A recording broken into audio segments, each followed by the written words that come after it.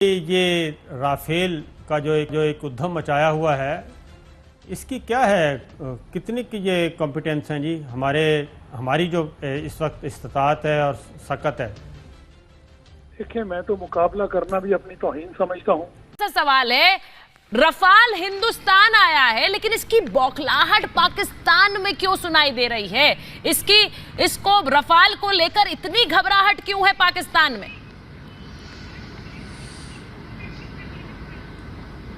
नहीं, पाकिस्तान में घबराहट सिर्फ इस बात की है कि आप लोगों के पायलट्स जो हैं उनको सही से ट्रेनिंग तो आप लोग देते नहीं हैं। नमस्कार, जय हिंद। राफेल को लेकर पाकिस्तान मीडिया में किस तरह से भौकाल मचा है और किस तरह भारतीय मीडिया पाकिस्तान मीडिया को मुंहतोड़ जवाब दे रही है, ऐसी ही कुछ वीडियो क्लिप हम आपके लिए लेके आए हैं। अगर आप हमारे चैनल पर नए हैं तो प्लीज़ हमारे चैनल को सब्सक्राइब करें और नोटिफिकेशन बेल को भी दबा दें ताकि आने वाली वीडियो की नोटिफिकेशन आपको मिल जाए। कि ये राफेल का जो एक उद्यम मचाया हुआ है, इसकी क्या है, कितनी की ये कॉम्पिटेंस हैं जी, हमारी जो इस वक्त इस्तात है और सकत है। देखिए, मैं तो मुकाबला करना भी अपनी तौहीन समझता हूँ, क्योंकि बात यह है कि जब उनके पास अपनी पब्लिक को बताने के लिए कुछ भी नहीं है तो फिर वो क्या करेंगे सिवाय उद्यम मचाने के। राफेल जो है या रफाल जो है, ये वो तैयारा है जो 4th जनरेशन है, जिसमें इनका Su-30 भी था जो हमने गिराया था। तो कोई शर्म आनी चाहिए ये कहते हुए, ये कोई 5th जनरेशन तो है नहीं। तो किस तरह ये कहेंगे कि जी रफाल जो है वो हम मुकाबला करने के लिए काफी समझते हैं। किस चीज का मुकाबला आप करना चाहते हैं? इसको आप ले आए, रफाल भी ले आए। मैं तो बहुत पहले से कह चुका हूँ जी कि रफाल आप ले आए, उसको पिच करें F-17 के खिलाफ। वही होगा जो हमने Su-30 के साथ किया था। तो पब्लिक को खुश करने के लिए कि रफाल होता तो नतीजा और होता। अब आप ले आए हैं रफाल, ये तो जहाज है, साल लगते हैं इनको सेटल करने के लिए। कोई किसी किस्म की ऐसी चीज नहीं जिसको आप गेम चेंजर कह रहे हैं, और गेम चेंजर तो ये है ही नहीं। सवाल है, रफाल हिंदुस्तान आया है लेकिन इसकी बौखलाहट पाकिस्तान में क्यों सुनाई दे रही है? इसको रफाल को लेकर इतनी घबराहट क्यों है पाकिस्तान में?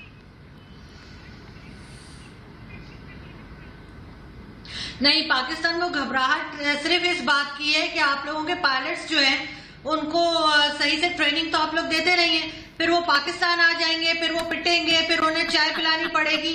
तो जाहिर है आप लोगों के इस वजह से हम लोग परेशान है कि आप अपने पायलट्स को ट्रेनिंग तो दें।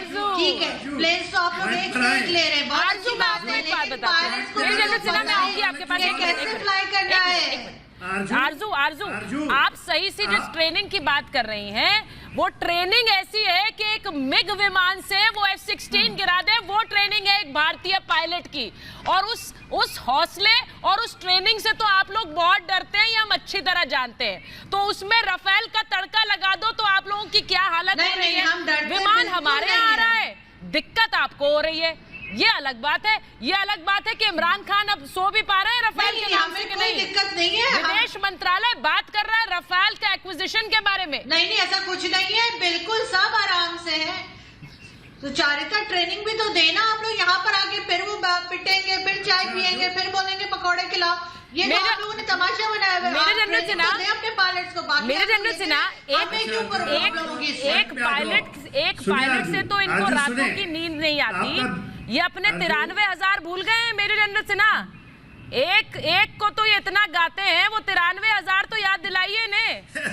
तो ये कहना मेरा ख्याल है गैर मुनासिब है। एक इजाफा तो उन्होंने किया है क्योंकि हिंदुस्तान का तो एक अपना एक्सपेंशन का एक डिजाइन है, और आल्दो वो सब कुछ कर रहे हैं चाइना के खिलाफ, मुकम्मल तौर पर ट्रेंड हो। तो ये अभी मेरे ख्याल में अगले साल के शुरू में कहीं जाके अगर कम से कम 12 से 14 से 15 जहाज आ जाते हैं तो तब कहीं जाके ये कोई एक इफेक्टिव फोर्स बनेगी। जहाज आ जाते हैं तो तब कहीं जाके ये कोई एक इफेक्टिव फोर्स बनेगी।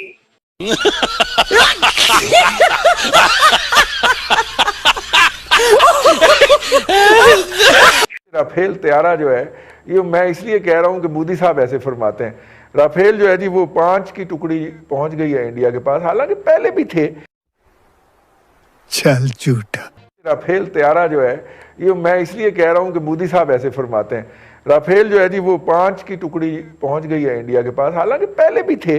अपना ब्रिगेडियर इमरान मलिक साहब, राफेल तो पहले भी थे सर इंडिया के पास, ये कौन सी नई बात है सर? बड़ा सेलिब्रेट किया जी इंडियन मीडिया ने उसको भी और इंडियन फोर्सेस ने, and what difference they can make. जी देखिए रिजवान साहब, अभी जो पिछले चंद हफ्तों में या 2-4 महीने में जो हालात हुए हैं हिंदुस्तान के अंदर, ये सब उसका एक शाखाना है।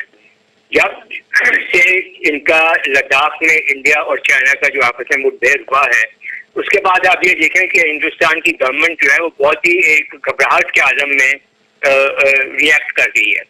सबसे पहले तो वो भागते हुए गए मॉस्को, और वहां फिर उन्होंने तकरीबन 20 के करीब 21 के करीब SU MiG-29 का सौदा किया है और 12 SU-30 का सौदा किया वहां से।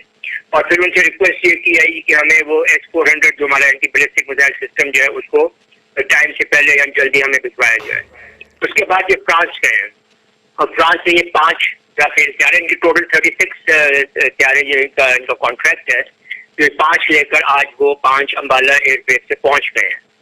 और इसके अलावा इन्होंने 100 hammer I think beyond visual range air missile जो है वो उनका भी सौदा कर लिया है फ्रांस के साथ।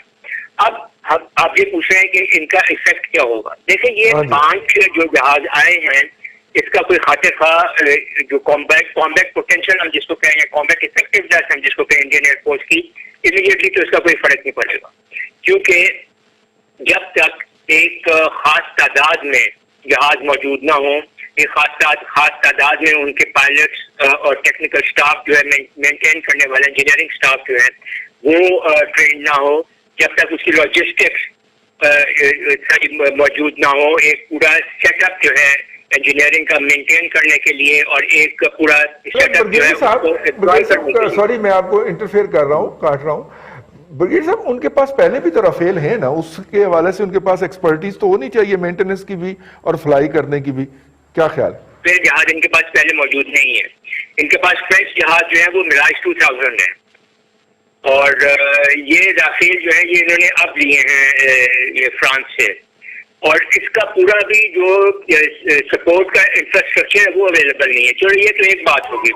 दूसरी बात ये है कि अभी तक इन्होंने कोई ट्रेनिंग नहीं की है जहाजों के ऊपर, और ट्रेनिंग के लिए ना सिर्फ ये कि उनको अपने क्रूज को ट्रेन करना है, अपने पायलट्स को ट्रेन करना है, फिर जो इनका रडार के साथ जो सिस्टम है कंट्रोल एंड रडार सिस्टम के साथ उसके साथ ट्रेनिंग इनकी होनी है।